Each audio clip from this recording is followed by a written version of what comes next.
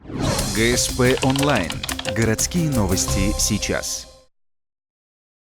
Пропавшая почти месяц назад ухтинка найдена. Напомним, 16-летняя школьница ушла из дома 25 мая примерно в 18:30, после чего на связь с родственниками не выходила. Девушку искали как в Ухте, так и за ее пределами. О том, что она найдена живой, в минувшее воскресенье 23 июня на своей странице в соцсетях объявила общественная организация «Георгиевские волонтеры», которая помогала в поиске пропавшей. Исследовали, работали.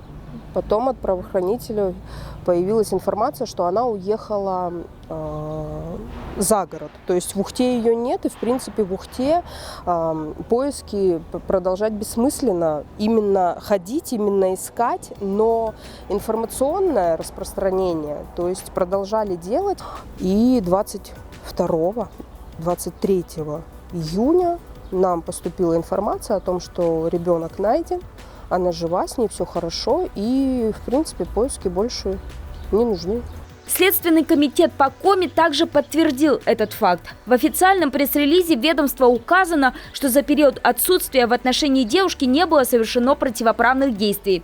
Она доставлена в республику Коми. Теперь проверяются причины ухода из семьи. С учетом ее показаний для проверки доводов о применении к ней насилия со стороны родителей возбуждено уголовное дело по факту истязания, в рамках которого школьница признана потерпевшей.